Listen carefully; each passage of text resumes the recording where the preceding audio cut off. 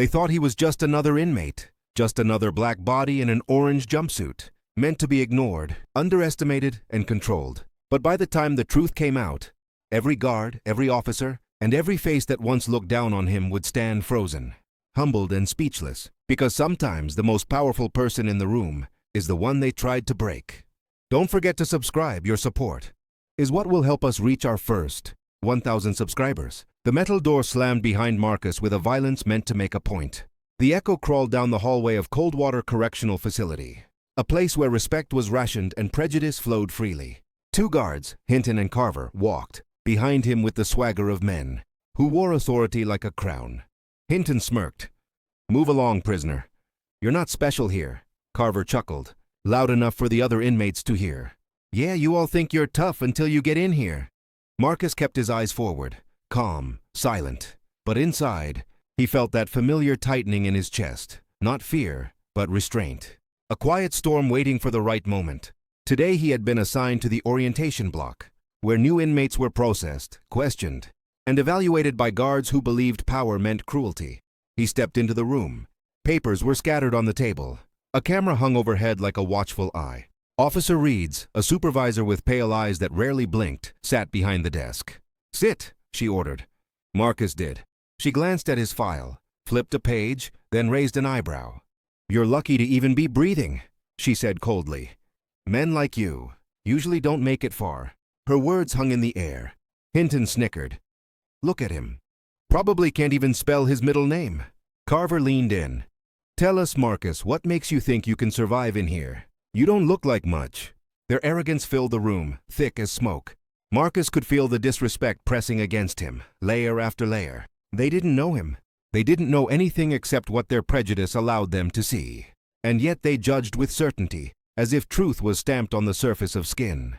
Marcus slowly lifted his head. His voice was soft, controlled. "This place doesn't define me," Reed scoffed. "You'll break like the rest." The room burst into laughter, but Marcus didn't blink, because they had no idea who they were dealing with. The next morning, Marcus was assigned to the workshop. Hinton and Carver escorted him like he was a threat, though their real fear came from something else: authority unchecked, power unchallenged. As Marcus tightened bolts on a disassembled generator, Carver nudged Hinton. "Look at him.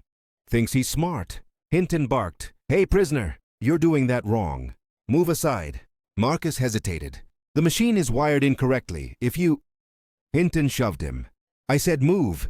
Marcus stepped back, calm but alert. He watched as Hinton twisted the wiring. In seconds, sparks shot out violently, forcing the guard to jump away. The entire workshop flickered, lights dimming as the breaker tripped. "You idiot," Carver snapped. Hinton turned red. "You did that on purpose." Marcus shook his head. "I warned you." But warnings meant nothing in Coldwater. Truth meant nothing. Only ego survived here. The guards dragged Marcus to Reed's office. She folded her arms. "You think you're clever? You think you can embarrass my officers?" Marcus remained silent. "You're not here to think," she continued. "You're here to obey." The door opened abruptly. A command officer entered, Captain Doyle, accompanied by a federal observer. Reed straightened up immediately. "Captain, we're in the middle of discipline review." Doyle ignored her. His eyes went straight to Marcus. "Is this the new intake? The one flagged for special clearance?" Reeds frowned. "Special clearance? He's just what?" Doyle asked dangerously. Reed swallowed. "A prisoner." Doyle shook his head. "Run his ID again. Higher access channel." Reeds hesitated. The arrogance drained from her face as she typed. Then suddenly everything changed.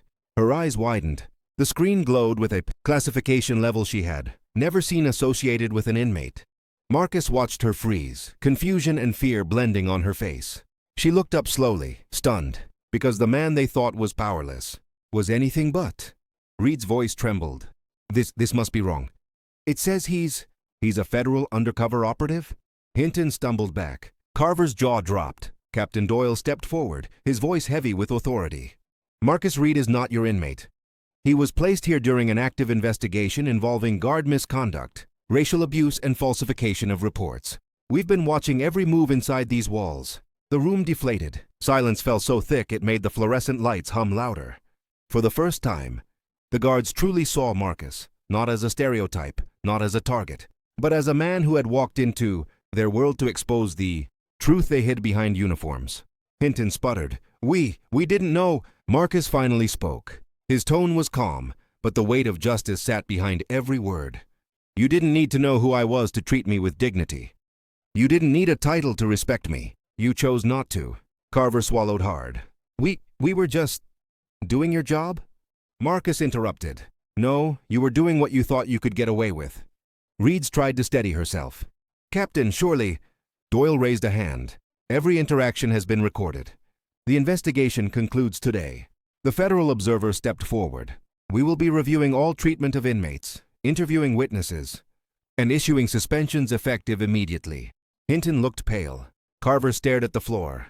Reed sank into her chair, the power she once flaunted dissolving like ash. Marcus stood, not with anger, but quiet strength. A strength they never expected. A strength they never bothered to see. In that moment, the power dynamic flipped completely. The guards who mocked him now couldn't even meet his eyes. The room wasn't just silent, it was humbled. Marcus walked through the corridor beside Captain Doyle, no longer escorted as an inmate, but as a man whose presence carried weight. Every guard stepped aside. Every door opened without hesitation. The walls of Coldwater felt different now, less like a cage, more like a place finally confronting its truth. In the main hall, Doyle spoke quietly. "You handled yourself with discipline. Most people would have cracked." Marcus nodded. "People break when they're powerless. I wasn't powerless. I was underestimated." The Federal Observer approached. "Your report will lead to major reforms here. Racial bias won't disappear overnight, but this is a beginning."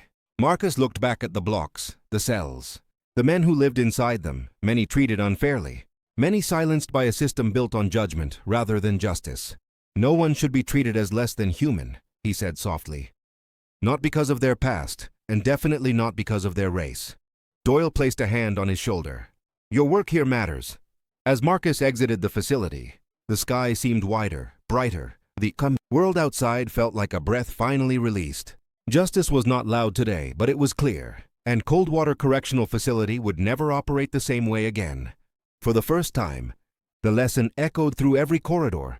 Never judge a person by their appearance, their status, or the color of their skin, because the truth has a way of rising, and when it does, it demands respect. Marcus stepped into the sunlight, not as a prisoner, but as a reminder that resilience is a silent kind of power, and justice, when revealed, is undeniable. If this story moved you, inspired you, or opened your eyes, make sure you like, comment, and subscribe for more powerful stories that shine light on truth, justice, and dignity. Your support helps these messages reach the world.